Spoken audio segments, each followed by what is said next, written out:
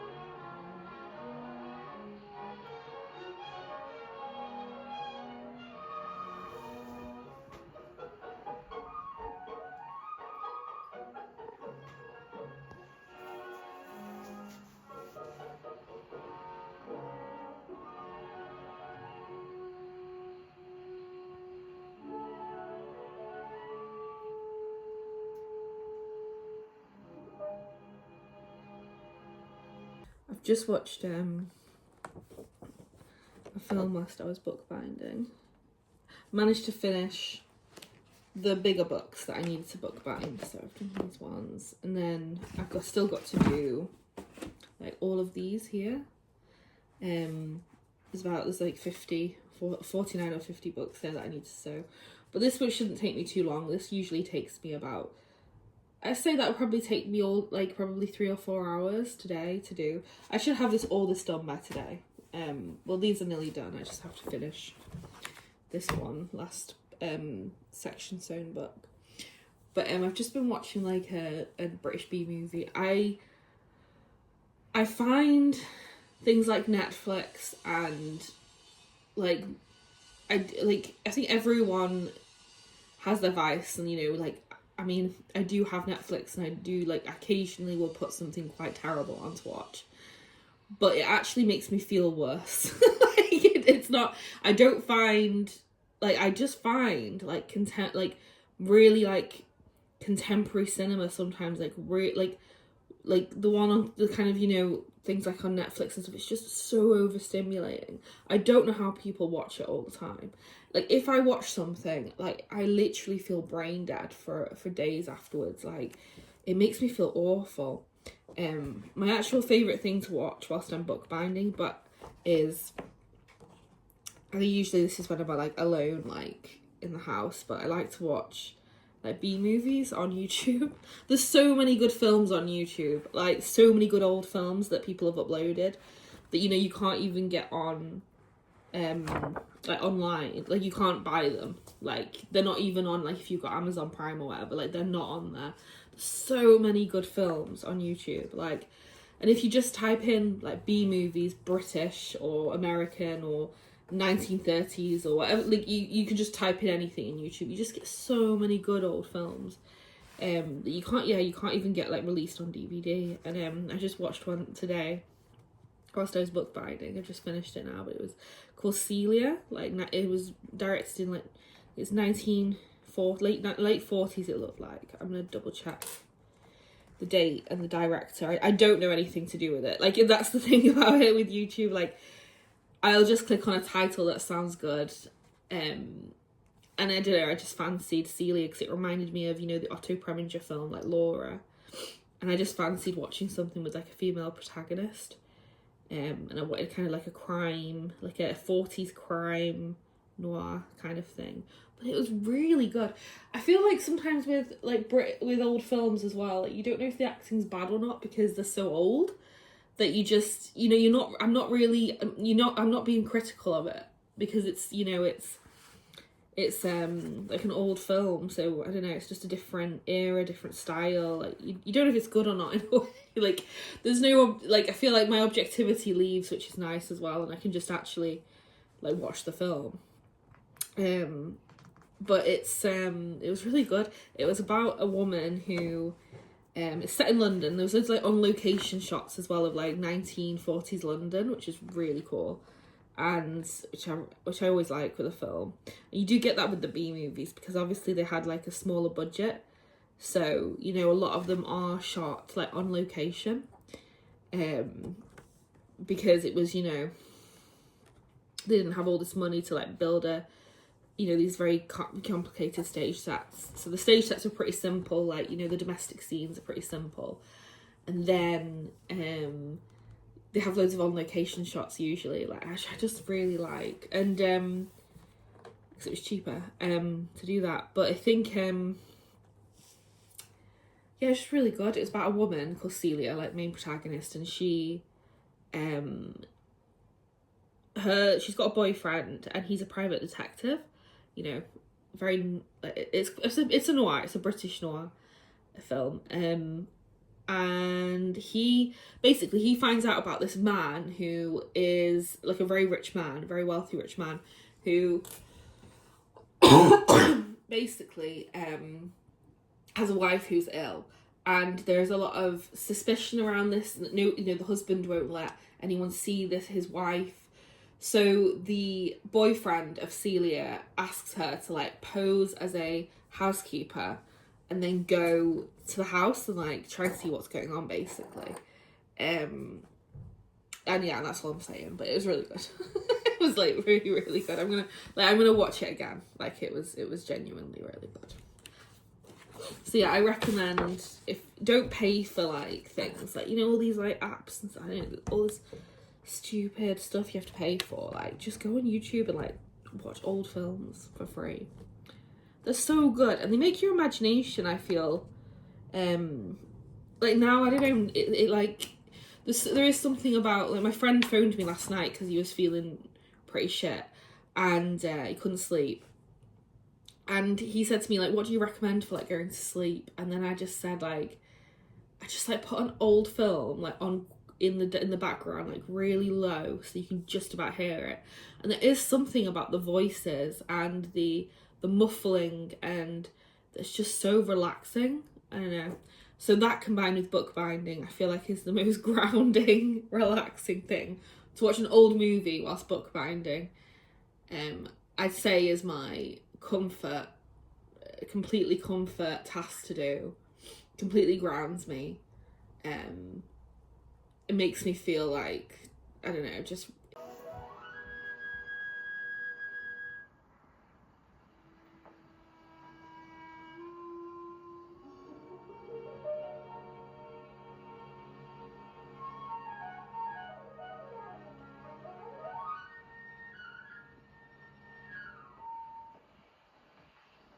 Hello, Celia. Larry Peters. It was a very nice day. Yes, darling, that's what I thought. You know, Celia, I've been looking for you all over London. I telephoned your flat. Oh, my phone's been out of order the last few days. Oh, I gather. The supervisor I told me might have known it. Being a private inquiry agent, you have to make inquiries. My telephone has been disconnected. Too bad. it reminded me, as well, watching like these old B movies. It reminds me of, because I studied in London, like I studied film in London when I was at university, and in my early 20s, and I got a job. Well, I lived in a few places. I lived in like Tottenham, I lived in Leytonstone, I lived in Shoreditch, and I lived in like Surrey Quays, like South London. Lived in a mixture of different places when I lived there, but my favourite place when I lived there was living in Leytonstone. Actually, I really liked living in Leytonstone, and it was really cool that Alfred Hitchcock, like that's where he grew up, and I just loved that. And he lived like on the high street where I had my flat, and I just lived on my own there. I lived in like a studio flat in Leytonstone, which I just really loved it there. It was a really nice place to live in London. Like it was proper East. It felt like East End London. It felt there was a normality and like a real life to it. Less, you know, like had less of like at the time, like this was like 15 years ago, bearing in mind. But at the time, it felt very normal. Like it just was. There was a proper East End pub. Like it was just it felt like proper London to me. Like old fashioned almost. It's probably changed now, but yeah, back then I just really loved it. And there was yeah, like Alfred Hitchcock had his dad had a greengrocers, if I remember. He grew up in the greengrocers, and how he got into filmmaking was painting shop signs. So he got into painting the intertitles on silent films, and that's how, and then he got into film. And I was just like, that's just so cool that I can live on the street that Alfred Hitchcock was a young boy painting these grocery signs. And I literally think, my flat was like because he grew up on the high street, Leytonstone High Street, and my flat was on Leytonstone High Street. So yeah, I just loved that. And I felt like when I walked the streets, there was a specifically kind of an old-fashioned vibe around the streets in Leytonstone, like especially around the back. There was lots of cobbled streets, and I don't know, just had a smell of history. Me and my friend, we did a short film for like when I lived there of a ghost. It was the premise. We did a silent film, and it was black and white, and we kind of I wish I still had the film. I don't have it anymore, but we did it was really good. I played the woman in it, and she was being stalked by a phantom police officer. I really wish I still had, and I acted in it. I was the woman who was being stalked, and I had to like dress up like as like I was it was kind of like 19, like, silent film inspired, so like 1920s, and it was just so fun to do, and I wish I still had it, because it was actually like it was all right. I did all right with that project, so I wish I still had it. But yeah, like, and then when I lived in Shoreditch, I think what everyone sees of Shoreditch is very much like, I guess, the nightlife, and it's a proper hipster vibe, you know. It's kind of annoying in Shoreditch, but it wasn't when I lived there. It was like, I think it was just when I lived there, it was like, because again, it was 15 years ago, so it was just at the cusp of like it changing. I think there was definitely was hipster when I was living there, and like I worked in like a cafe that I would say on Redchurch Street, which was like it was like an interior shop that sold designer interiors, but then they had a cafe inside, and you know, I got like taught how to make these fancy coffees, like the matcha and all that. So it was very hipstery. And then I quit that job because I got a position at a film library in Shoreditch, and I worked at Close Up in the original location when it was on Brick Lane. Now it's a cinema just round it's changed location now, and it's just round the corner, but to a bigger shop because it has a cinema in it. But yeah, when I worked there, it was on Brick Lane, on the main kind of high street, and it was just very, the building was very old. It had these amazing old-fashioned wooden shutters that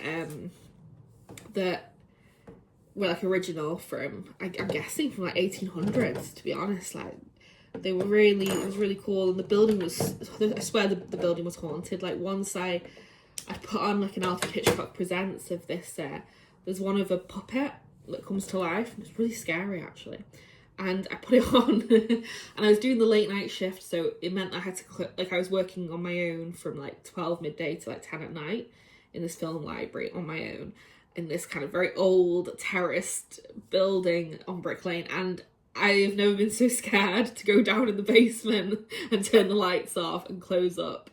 It was just, yeah, it was a very old-fashioned vibe, and I think I'm really happy to have experienced that when living in London. And my favourite thing to do was to rent, because I used to rent films all the time when I worked there, and I would rent old films, like especially film noirs. I love film noirs. They're like one of my favourite kind of genre of filmmaking, and I would rent, like, they had a really good selection of like British noir at the film library, and and they were mostly all set in London, to be honest. Like, sometimes you would get one, like, you know, the odd one like Hell is a City, which is set actually in Manchester, and I recommend that. There's some great shots of like the Palace Theatre and Manchester on location shots from the 40s, which if you're interested in, it's so good. And there is, you know, there's these shots and these sequences of like on location sequences of like old pubs in Manchester, which is they're all gone now. Like, you won't recognise them, like they're all gone. But because, you know, most of the after the Manchester bomb, a lot of the buildings got destroyed, and before that there was a huge, when they actually built the Arndale Centre back in the, I can't remember, I don't know when they built the Arndale Centre, but when they built it before the bomb in the early 90s, when they built that, they just demolished all these Victorian buildings. But a lot of the streets are in the film Hell is a City, so you really get to feel like old Manchester, like Industrial Revolution, sort of, and, you know, early 20th century like Manchester, which is really cool. So it's Hell is a City, such a good film. But I used to rent these films from the film library in London, and then I would like go home, watch them, or watch them in the film library, to be fair, and whilst I was working, and and then I would like look at the locations in the film, and then I would go and find the locations in London, and that was one of my favourite things to do, because as well, like, in my first year, I didn't really have any friends in my first year, to be honest. Like, London and again, I'm just a loner, like, to be honest. Like, I had like the odd friend at uni, but I didn't really meet a group of people till my second year, and like at the end of my first year. So I would often just watch these films and then spend my time going to these locations in London. And I would literally just walk down the street. I wasn't like, I don't know, I just wanted to feel the atmosphere or the aura of the time. And it was one of my favourite things to do. So, and one of my, and I think it was really cool one day I was living just on Bethnal Green Road at the intersection of Brick Lane Road and Redchurch Street. My apartment was just there on that kind of like junction. I don't know if it's a junction, but like just there. My apartment was above a shop there. And I remember just watching It Always Rains on Sunday, which is a 1940s British film noir. I think it was actually made like during the war. It's an Ealing film.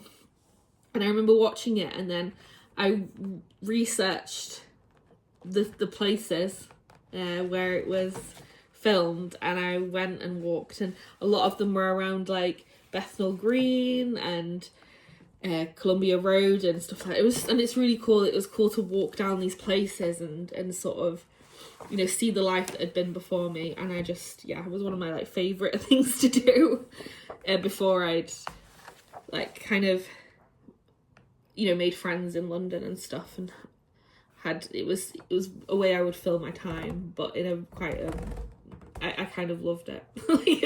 it was really cool to do that. And I think that's when I think about London, like I would never live there again. I hate it now, but I do have a lot of fond memories of that time, and the history that is in London is incredible. Yeah, and I recommend watching old films, noting where, I did it with so many films, and then just noting the locations and then going to see them. It's going to see the locations. It's a really cool thing to do, especially if you're alone in a city, or I don't know. It's a good way of like getting to know a city, I think.